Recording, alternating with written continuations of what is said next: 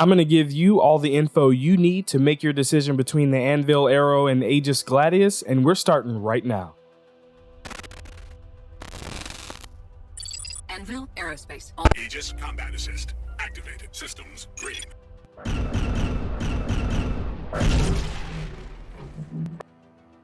Welcome to a Star Citizen ship battle. What's up, citizens? This is SubliminaL here, and today we'll be discussing the features, functions, and benefits of the Anvil Arrow and Aegis Gladius. And we'll compare those features amongst each other so you can make an informed buying decision. In this review, we'll cover a brief overview, compare stats, go over their default weapons and components, as well as my recommended upgrades, review pros and cons, and finish up with my thoughts on the Arrow and the Gladius. I will not be doing tours of these ships as I just did them in my full reviews. After this ship battle, check the links in the description if you're interested in seeing those. Also, YouTube says 70% of you watching this aren't subscribed. Stop being a creeper and make this official. I'm just kidding, but seriously, click the bell. Now let's get to it. The Gladius is a long-serving military light fighter spacecraft first utilized by the United Empire of Earth Navy in the 26th century. The Gladius has served extensively along multiple fronts and has logged thousands of combat missions. On the other hand, the Arrow is an agile light fighter that is prized for its velocity and dexterity. The Arrow boasts advanced thruster tech, a generous weapons package, and an ultra-aerodynamic frame to outmaneuver and outwit its opponents. The Gladius is currently flight ready. As of today, it is available for sale or upgrade on the Pledge Store for $90, and the Arrow is available for sale and upgrade on the Pledge Store for $75, and is also available in the Anvil Arrow Starter Pack game package for $90. The Gladius is available to purchase at Lorville's Astral Armada for slightly under 1.2 million Alpha UEC, and the Arrow is available for purchase at Area 18's Astral Armada for under 1 million Alpha UEC. The Arrow is the only one available for rent at Area 18's Traveler Rentals at the prices shown on screen. With that out of the way, let's see how they compare to one another. For comparison, we'll be looking at the stats in these categories. The Google Sheet document with the data is linked in the description. This comparison is between the Arrow and the regular Gladius. The Pirate and Valiant editions are not considered here. The Arrow is the lightest, of course, and comes in at around 31,000 kilograms. The Arrow is the shortest at 16 meters in length. They both have a cargo capacity of 0 SCU. They both have a max crew size of 1. They both share the same QT fuel capacity of 583. The Gladius has a slightly faster SCM speed of 208 meters per second, 8 meters per second faster than the Arrow. The Gladius also has a marginally faster max speed of 1236, just 1 meter per second faster than the Arrow. The Arrow outmaneuvers the Gladius with a maximum yaw pitch rate of 75 degrees per second, that's 15% more than the Gladius. The Gladius answers back with a total HP of 6,000, almost 1,900 more than the Arrow. The Gladius outguns the Arrow with the default pilot DPS of 1360, 332 over the Arrow. It should be noted that both ships have 3 size 3 weapon hardpoints, so their damage potential is actually equal, as you should upgrade the weapons from the default loadout anyway. Neither ships have turrets. And finally, the Gladius narrowly wins again with a combined missile payload of over 23,000, 434 more than the Arrow. Now let's talk about their firepower. The Gladius has 2 size 3 weapon hardpoints on the underside of the wings and 1 on the nose. The Arrow has 2 size 3 hardpoints on the wings and 1 proprietary Arrow turret with 2 size 1 hardpoints on top. This turret can be removed for a size 3 gimbal or size 3 fixed weapon. Both Gladius wings feature a pair of CF337 Panther laser repeaters. One Panther is size 3, does 96 damage, with 275 RPM for a total of 440 DPS and a 2100 meter range. The Arrow has a pair of size 3 Veripuck gimbal mounts under the wings with 1 Scorpion GT215 each. One GT215 is size 2, does 21 damage, times 900 RPM for a total of 318 DPS and a 2100 meter range. With ballistics, ammo should be taken into account. It has 8,000 rounds that would deplete in 533 seconds of continuous fire.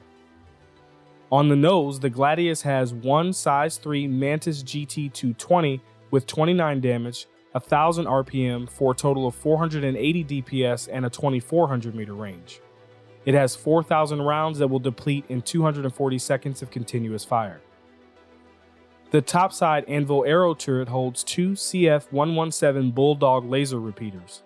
One Bulldog is size 1, does 36 damage, times 325 RPM, for a total of 196 DPS and a 1300 meter range.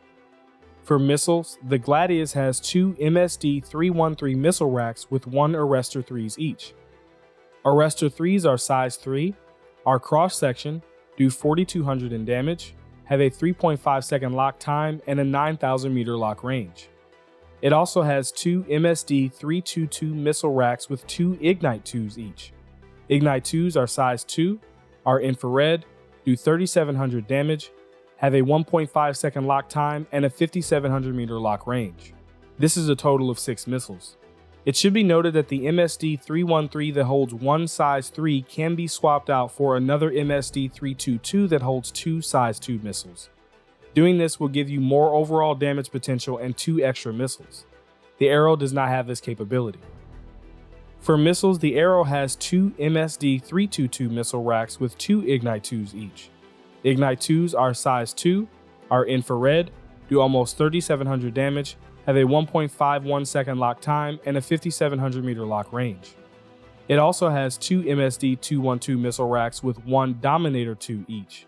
Dominator 2s are size 2, are electromagnetic, do almost 3,900 damage, have a 1.7 second lock time and a 6,200 meter lock range. This is a total of 6 missiles. For both of these ships, I would recommend swapping out its weapons for size 2 gimbaled mass drivers. These pack a devastating punch and combined with gimbal assist is absolutely devastating. I also like to swap out the missiles for Strike Force 2s because cross-section missiles don't have any countermeasures.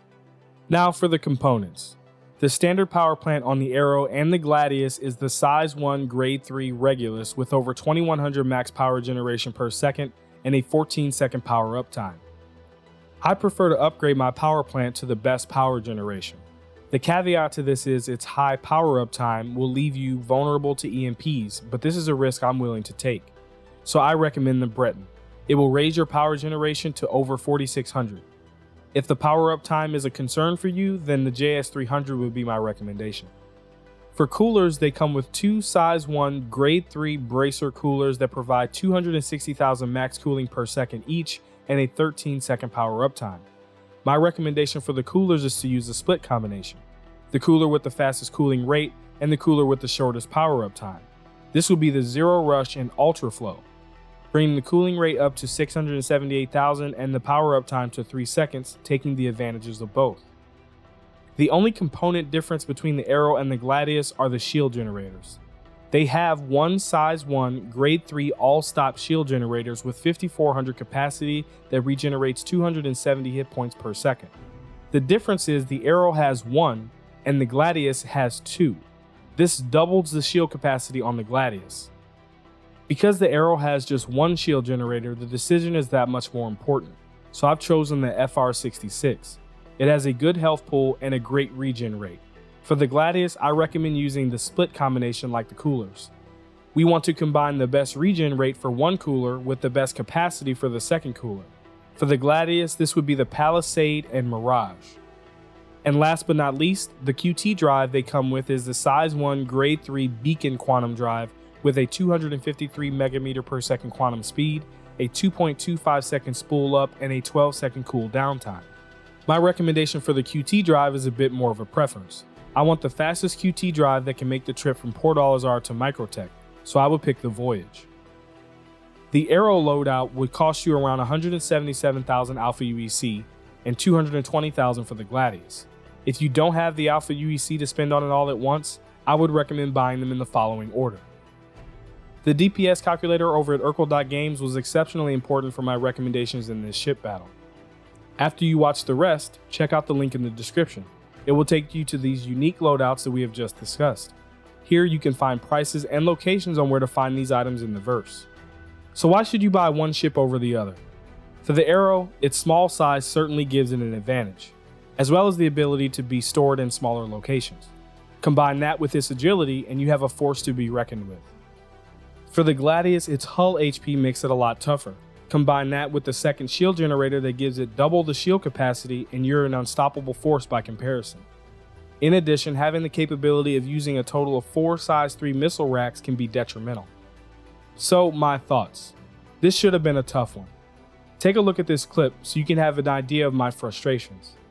So the Arrow is Anvil's answer to the Gladius in sort of the light fighter category, right? So that's sort of been missing in their entire lineup for a while now, and they're finally bringing something out to answer Aegis.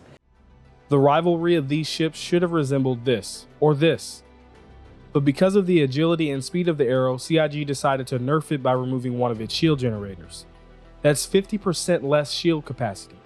That completely goes against what this ship was designed for in lore. Now check out this clip. It is Anvil's answer to the popular Gladius light fighter from Aegis. The Arrow is Anvil saying to the world, or the universe as it were, we can be fast and nimble too. And Anvil's not normally known for that. They tend What to have are they known for? More beefy, tougher military grade stuff, but not necessarily fast and maneuverable. All right. Anvil knows how to build tough ships. This is coming from the creators of the Valkyrie, for God's sakes. I do believe the nerf was warranted. However, I think they should have raised the hull HP in addition to removing the shield generator. This would have created more balance. The only hope we have of bringing the Arrow back into the fight is when we get physicalized armor implemented into the game. At that point, maybe they'll make a second pass of the Arrow and give it the durability it deserves. Until then, I'll have to stick with the old faithful. Those are my thoughts. Let me hear yours down in the comments. Also, let me know what ships you'd like to see in the next ship battle. If you've enjoyed this review, check out more of my content. If you'd like, there are tons of ways to support the channel. Number 1, you can smash that like button. Number 2, you can share this content with someone who may enjoy it. Number 3, you can check out my Locations of Stanton collection over at Displate. Number 4, you can subscribe and turn on notifications by clicking the circle here. Number 5, you can become a channel member by clicking the join button below. And number 6, if you're feeling generous, consider becoming a patron. Some pledge perks can be seen here. If not, your viewership is greatly appreciated. Until next time, citizens, I'll see you in the verse.